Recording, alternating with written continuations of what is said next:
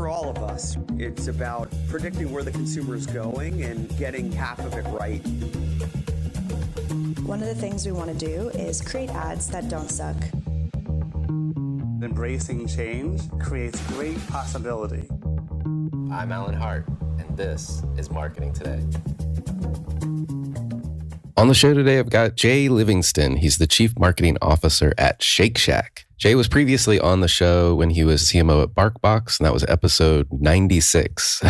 Quite a number of episodes ago. But Jay is back today to talk about his background as an investor, a film producer, political polling, and also CMO. We also talk about Shake Shack, where it started, how its origin story needs to be marketed today, and much, much more. I hope you enjoy this conversation with Jay Livingston.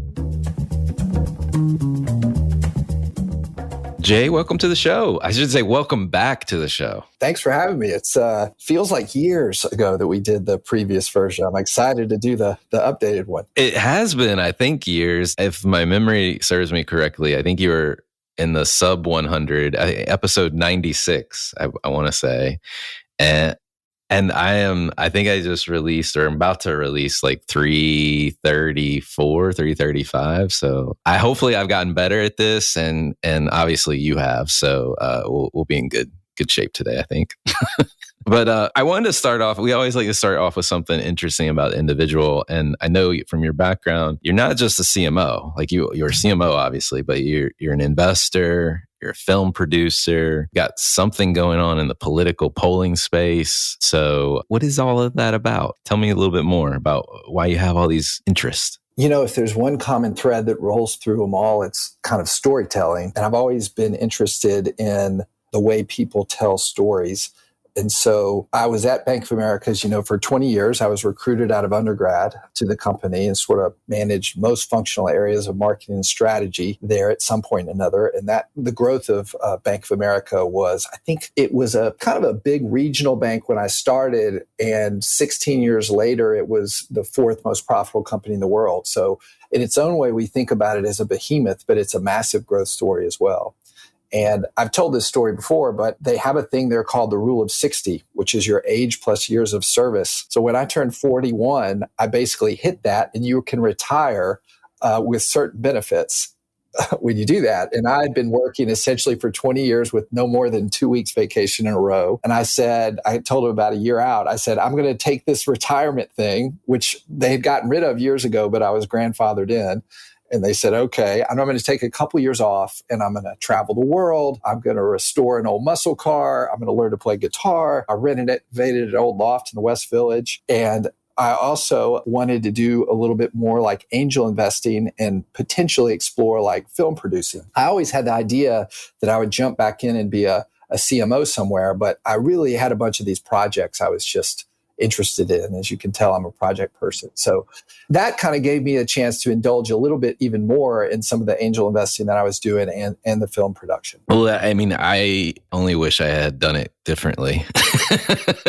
and I had joined Bank of America when you did, because that sounds fantastic. It's like a mini sabbatical / retirement before getting back at it. I mean, if we could all structure our careers, I definitely think a long-term sabbatical 2 to 3 times during your career is the greatest thing ever, right? And it's kind of a bummer that it is hard to do that because you worry about losing that momentum and have you become irrelevant somehow, especially as you get a little bit older. It's hard to step off that. And I really feel privileged that I was able to do it and kind of get my foot into some of these other areas that I wouldn't have been able to do otherwise. Well, you've already started to answer my next question, which is kind of this pathway to become CMO at Shake Shack. So Bank of America, early start, kind of sabbatical, start to do a bunch of projects that you're just interested, passionate about. When did you make the decision to get back into the CMO game, and where did you go next, if you will? Honestly, a lot of that came out of the angel investing space, because one of the things I was basically doing is investing in these startups where I thought the founders were really interesting. And, you know, most startups in New York City are started by people with either a tech or a finance background. And if they're consumer facing, 6 months in, they're a marketing business, whether they like it or not, right? Because they have to sell. And I had some friends in the tech and finance space say, hey, would you come look at this business or maybe talk to this founder about marketing or tell us what you think? And I was really enjoying meeting these aggressive, young founders in a lot of these spaces that I didn't know clearly and learning about how they were selling their products in ways that maybe I wasn't getting exposure to at Bank of America. And so that kind of told me, like, I love the bank had gotten so big. I loved being close to the customer again, right? Close to these growth stories of people that were really understanding deeply these markets and able to pivot very quickly. And so the other thing that gave me, I wasn't planning it this way, but it gave me a little credibility in that space. So when I decided to start talking to a couple of companies about being a CMO of a growth company, they obviously said, what's this guy that's been at a big bank going to be able to come in and do, as a CMO here?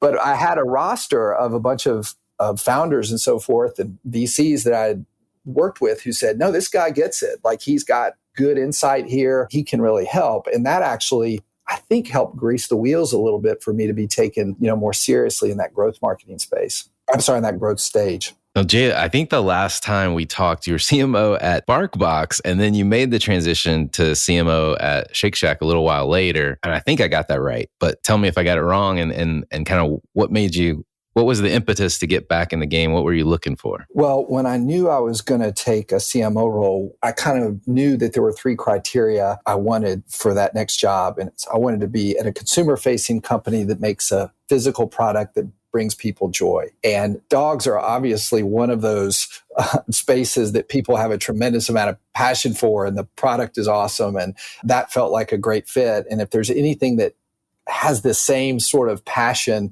for people as dogs, is probably food, and burgers in particular. And so, it's just, Shake Shack is a great passion brand that was having an incredible growth story already. And I'd always loved burgers and shakes and food. And so that was just a really compelling, authentic story that I was excited to jump into. Well, and I mean, what a fantastic company to join. I mean, nothing, BarkBox was great too. I've got 2 pit bull mixed dogs here. We go through defluffers more than I can imagine because they're bully breeds and they love to pull stuff apart. But we equally, my wife, my daughter, we have our own favorite Shake Shack just down the road from us in McLean, Virginia at the Tyson's Mall. And I probably shouldn't say this to you, Jay, but like, there's also a Five Guys there. And occasionally, we didn't have a Shake Shack where we moved from to here. And I would say, do you want to go to Five Guys? And my daughter would be like, no, Shake Shack's a better burger. I'm like, okay. No comment, but I love hearing that. Yeah. So, she's 15. She's already making food choices for the whole family, which is great because I agree. It is a good burger. So back to the original question, like, Shake Shack's a great business. I mean, I don't know the origin story though. And I'm also curious, like, what was your connection in, if that makes sense? Maybe it was the investing community, potentially. Well, the origin story is actually, Danny Meyer, who is CEO of Union Square Hospitality Group and has written an amazing book called Setting the Table that's been influential for maybe millions of people sort of in the hospitality space. His flagship restaurant, 11 Madison Park, which was, as you know, one of the best restaurants in the world, was sitting on the edge of Madison Square Park, which was deteriorated and had a lot of problems. And he was looking for a way to raise money in the park. So they put a hot dog cart out there where they sold sort of elevated hot dogs that there was just massive lines and excitement for. And they did that for a couple of years and said, we think this is like something we should build a more permanent place in the park to donate back. And so they built the first Shake Shack, and they were making the burgers in the kitchen of, one of the best dining rooms, the best restaurants in the world, and serving them there. And they really realized that, man, this is amazing product market fit, even though at the time they weren't thinking it would be what it's become today, which was really a real fine dining burger in a fast casual environment. And, our mission is to stand for something good. And the origin of that is actually people standing in line at the hot dog cart and later the Shake Shack in Madison Square Park. They're standing for something good. They're waiting for great food, great ingredients, but also to help support the park with the proceeds that still go to the park today, proceeds from that shack. So that's been kind of the core of how we started. And we've really tried to apply that to the business with everything we do ever since then. Well, and did you have a connection with either Danny or the company overall? like through your investing activity? Like, I'm curious how that came about, or maybe you just got a call one day. I don't know. No, I had watched the story for years and thought it was an amazing one. And I got wind that somebody reached out to me actually about the CMO position and said, you really need to meet Randy, who's the CEO. He said, I think you two would get along no matter what comes of it. And so I said, sure. And we grabbed coffee and we just totally hit it off. And I thought both his vision for the business was amazing and his personality too. And one little piece of advice, I give people that are thinking about being a CMO or really their manager in general, but especially if you're a CMO, you've got to really vibe with the CEO, especially if it's a founder-led business. Because, you can be great at your job as the IT lead, the chief technology officer, or frankly, even the CFO or others. You don't have to vibe with the CEO and the founder along with just being good at your job. But when you're in the CMO seat, and if you guys don't have similar taste and feel and the way of looking at things, it's going to be a problem. And it's one reason where CMO tenures are famously short, right? At all these companies is because that is hard to get right. And I really felt that we had that, and that was an important thing for me. And it's been totally true the whole time. I mean, we just really see things a lot of similar ways, but we're also able to disagree on things. And that's a great position to be in with your boss. Yeah. So how does this role differ, or how do you think about this CMO position differently from maybe other CMO roles out in the world? Well, I've got a little bit of a great advantage because I get to also oversee product, all our great culinary team, and all the menu innovation that we do. We have the Shake Shack Innovation Kitchen down here in the West Village, where in the basement, you can actually walk through the shack and go into the ground floor. We have a kitchen. We work on our constant new menu items. And overseeing product and pricing and all those things gives us the opportunity to build marketing into the product. So nobody ever hands me or my team a product and says, go sell it. And then if it doesn't sell well, they say, hey, man, you didn't sell this thing well enough. Like, what's the problem? It's all, the responsibility is all on us, which is great. But we really get to build marketing into the product from the beginning. A good example of that is we have a Hot Ones LTO right now, a spicy chicken sandwich and burger that we don't have a lot of money at this stage for mass advertising and telling our story. We don't even do mass advertising. So we went to Hot Ones and First We Feast. There's a great show there that Sean Evans runs where he has celebrities eat progressively hotter chicken wings. And we said, why don't we build that burger with them? And then we've got a partner that is not only an expert on spicy food, but has a huge media network that can talk about our product, and it's good for them, it's good for us. And so we really built that from scratch, and that product's doing amazing right now in the market. It's awesome. And it's also gotten a lot of exposure because of First We Feast and Sean and the show. And if we were separate from that group, from the culinary team, I think that would not have happened. There's one other piece. I also get to oversee the digital experience. So the app, web, kiosks, delivery, we can also control that guest experience through those channels and really try to bring hospitality to the digital channels with everything we do there. So I get a neat and broad purview over the organization. No, I mean, you've got kind of some golden keys to the castle there with culinary, the digital side, pricing and menu. I've got to ask this question because my daughter is going to ask me, Shake Shack is just good, right? Like, do you really have to market it?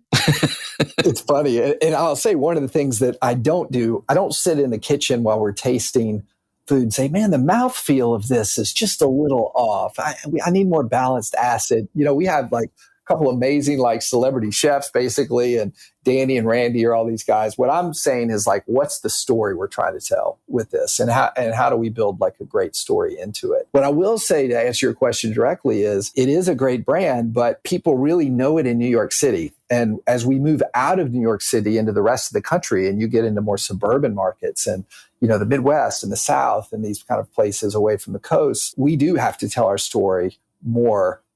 Frankly, we know folks don't understand our ingredient story and the fine dining burger in a fast casual environment story. So that's where all the marketing we do around social and PR and local community activation. We do just a tremendous amount of experiential stuff, chef collabs, et cetera. We're doing all that to try to tell that story more. And frankly, it's something we got to keep working at. But we are in 19 countries now, and often we open in countries where we have huge lines and it's hard to explain why that is. We opened in Manila and have had huge lines every day there. It's hard to explain, but there's something about the brand and the company that does capture people's attention. But as you really scale, you can't ever stop marketing and telling your story. Well, I mean, 19 countries, you still got lines when you open. I mean, it's good times. It's good times right now. So I think it's local cart to 400 shacks. Is that right? Across the globe and growing, something like that. 400. We're opening a new one about one every 3 days somewhere in the world. And we own them all in the U.S., and then we license to one licensee per country overseas. Okay, gotcha. So one every couple of days. And how do you, and you're opening in all those different geographies that you just mentioned, across the U.S. and foreign and international markets. How do you think about maintaining like your local relevance, if you will? One big thing we do is we try to be a part of those communities. A goal of ours is someone that says it's my Shake Shack versus a Shake Shack. We kind of know we've got you. When somebody says, hey, my Shake Shack is the Upper East Side, I always love hearing that. Just like you said, your Shake Shack was, I believe, Tyson's Corner. So that's always a great thing. And to do that, we want to be a part of that community. We work with local artists when we open the shack, everything from the hoardings, which are basically the wraps around the shacks before we open, to some of the interiors of those shacks. We partner with local purveyors and chefs on some of the LTOs that we have when we open. And just being part of that community is a big thing for us. We even that Stand for Something Good rolls there, where we do donation days in those shacks over the course of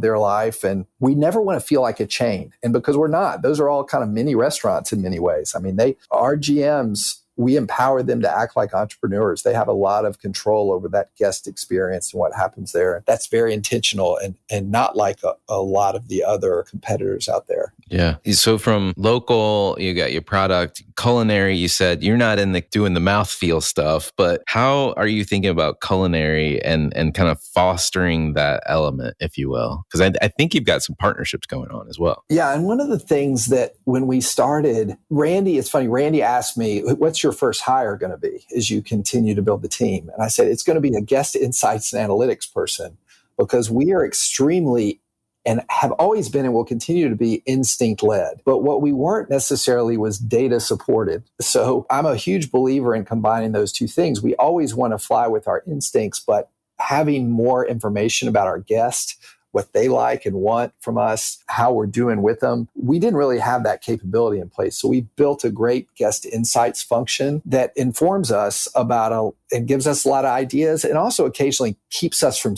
getting in trouble somehow. Because if you're very instinct led, you do want something to occasionally say, not so sure that's going to go well. And that's what the data function has given us. And a big thing we talk about is having modern, fun versions of the classics. We're not trying to be gimmicky or trendy or come up with something that's the next cronut necessarily. We're looking to take great burgers and do something that nobody else could, like a truffle burger, that nobody outside of fine dining could do that burger right other than us. And that's really just an elevated version of a great burger anyway. So those are the kind of things that we're always looking to do with our menu innovation. I love that. And I really like that. How did you say instinct-led, data-supported or something to that degree? Because it actually, I did even started a company with another data scientist. And I think a lot of people that maybe have not grown up in the data insights world don't realize that actual data scientists, the good ones, will tell you it takes human intuition to find the truth in the data. And what I've always described that as is like, you have to know the right questions to ask the data. And knowing the right questions is the instinct, right? I got this idea.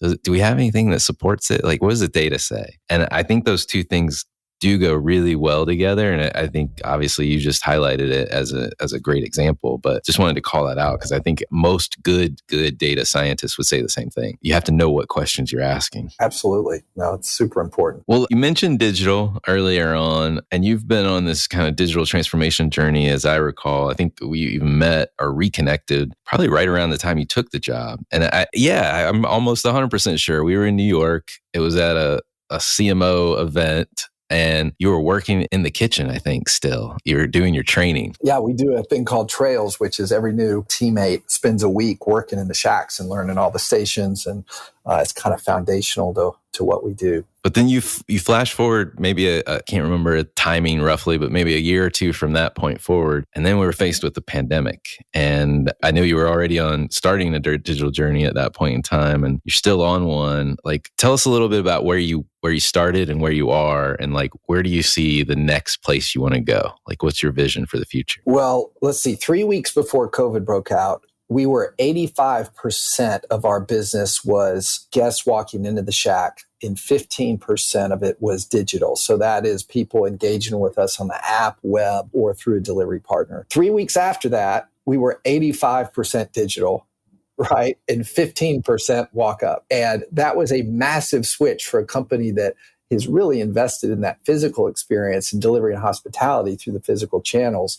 We had to quickly accelerate some of the things that we were looking to do anyway, but over the next few years, not the next few months. And it didn't matter if it was like improving our app, adding curbside pickup, creating Shack Track and better pickup experience for guests who came in through the app, the web. We blew up our exclusive relationship with one delivery partner and basically opened it up to all of them. I quickly negotiated those contracts so that you could get Shake Shack from Caviar, Postmates, Uber Eats, DoorDash, Grubhub, wherever you went, because we needed those sales. So it was just a wild time. That 85% has dropped into the low 40s, but it's probably not going much lower. It's not going to 15 again. So it's an ongoing thing. I often say we've become as much of a digital business in some ways as a physical business, and continuing to evolve our app experience, our web experience. Delivering hospitality through digital channels is something that's really important to us and is a work in progress, but we've really focused there on a lot of different elements to make that work well. Yeah. I'll bring my daughter back into this now, because the last time we went was just last week, actually. Maybe this weekend, if I think real hard about it. Feels like the weekend was so long away, but she ordered the food for us on her app before we got there. But then we sat there and ate. So I'm living that hybrid life with my tech-enabled 15-year-old. It's amazing where younger kids are often getting their parents to say, "Why are you standing in line for this food? Like, why would we not order it ahead on the app?" And yeah, I hear that story constantly. And I even find myself doing the same thing. Old habits die hard that way. I know. Well, sometimes I don't know. Maybe it's my eyes too. Like, I have to get out my reader glasses at this point. I'm not that old, but like my eyes stop working. But now I just tell her, now I know, Amelia, please order us food. We'll go pick it up. So anyway, fun times. But I mean, it sounds like you're hitting on all cylinders, man. I'm really proud of like what you guys have done, and kudos to you and your entire team that you've built and kind of like managed through a whole lot of change over the last number of years. So it's amazing. Well, it does take a team. I mean, I will say, whenever you have these podcasts, you sit here and talk about kind of yourself and your leadership. But what I've always found is trying to hire people that are smarter and better than me in so many of these critical roles, and having them, really empowering them to do and have clear ownership, clear expectations. I really want to be a servant leader to the team. And to do that, you've got to hire amazing people. And I think we've done a great job of that. So it's really them more than it's me, frankly. Yeah. Well said. Well said. But one of the things we like to do, and you were, the last time you were on, you missed these questions because I've developed them since then. So, but for all first time folks that come on or people that haven't answered these questions, there's a series of questions I like to ask. And the first one is my favorite one, which is there an experience of your past that you feel defines or makes up who you are today? What comes to mind is when I was in college, I was actually trying to figure out a major, and I could not decide what to do. And I was surrounded by people that knew they were going to be a doctor or a lawyer or an accountant, or I know I want to do this. And I was kind of struggling with that. I knew some things I was good at and not good at, but as you can hear from my background, I liked a lot of different things. I actually sat down with a good friend of my dad's who had been sort of a senior engineer at IBM, but was just really smart, thoughtful guy. And we sat on our back porch over the summer, and I was telling him how stressful this was. And he said, "Listen, people are going to tell you all the time, they're going to ask you, what do you want to do? What do you want to do? You need to ignore those people because you're not one of them. You're never going to know exactly what you want to do. And you need to stop thinking about it like a career path and understand for you, it's going to be a career meadow, right? That you're going to meander through the meadow and you need to experiment with things and learn what you like and not like, but you're never going to be on a path. And at the time, that was so liberating for me to hear because I was feeling that pressure. It's hard to relate to now as we've chosen our careers. But man, at the time, I was really stressed about it. And it made me realize like, oh yeah, I want to dip my toe in a lot of these different things. Marketing was a great place to do that, right? It's probably the broadest of all the careers you can take in so many ways. And that was a very helpful piece of advice for me that I still try to turn around and give people today. No, that's excellent advice. Well, if you personally were starting all over again, is there advice you'd give your younger self, little J, so to speak? Well, one thing I think about a lot is another piece of advice I got that is what I would give myself even younger. I've been doing a little bit of angel investing in these companies when I first started, and I met with this really big hitting VC in town and I told him my strategy, which is like, I plan to invest this much money and I plan to get this return from it. I want to do with the non-sexy businesses that are income generating. And I laid out my whole thesis and he kind of looked at me. He's like, you were doing it all wrong, completely wrong. I said, what do you mean? He said, you need to assume you're going to lose all this money. Take the money and set it aside and make it just for your career and invest in the smartest, most interesting people you can find who are doing things that you're passionate about. And that will pay off for you in spades. Because if you just go after the money, you're competing with folks like me who have much more experience and better resources and everything else to find a lot of those winners. If you invest in these people that are lifelong relationships and that are in spaces you want to learn a ton about, you'll get the benefit of that for years. And it'll be so much more to you than the money you invest. And that was also great advice and something that I wish I'd known a little bit earlier because I missed out on a couple opportunities to do that because I didn't think they hit the numbers. So I think about that a lot. How do I choose to spend my time? Where do we as a marketing team allocate our capital? Let's do it in things that we're authentically passionate about, that are with people that we like their morals and values and also just love their energy and vibes. And that's been a guide for me ever since then. Oh, yeah. And I was going to ask you answered the question, like, how does that apply outside of angel investing? But you answered. And as I was reflecting on your answer, I was like, that makes a lot of sense. I mean, it's almost an accelerant. Like if you're passionate about it, you're going to get more out of it. You're going to put more into it. You're going to ask better questions, if you're the investor, or you're going to get better results if you're putting your passion or your team's passion behind it, if it's in the marketing realm. So that's really smart.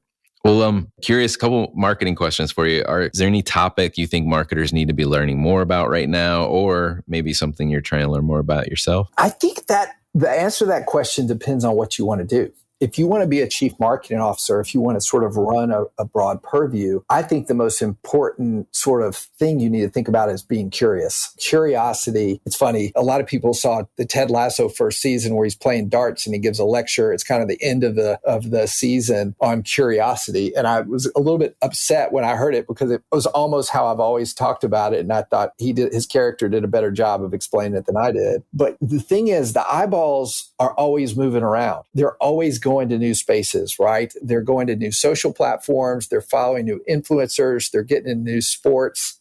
It could be pickleball. It could be gaming. It's all these things. And if you're going to be a broad-based marketer, you need to be constantly curious about those things, even if it's not something that you're inherently interested in. I'm not a gamer, but I need to have some level of understanding of what a gamer is into because I understand how big gaming is going to be. So I do think curiosity is something that's super important. And if I'm a younger person, I'm thinking about, sure, I've got my day job and I've got to be great at that. And I'm probably more focused there. But with my side time and my side hustle, how do I get my head up a little bit and explore all these other things that I can eventually bring into that day job, which is really why I've done so many of the other things around political stuff or story or film production or whatever. So I can sort of bring that to the day job. So I think marketers need to be learning about everything in their space. Well, are there any brands, companies, causes that you follow or you think other people should be taking notice of? I think for years, Yeti has done a great job. I cite them a lot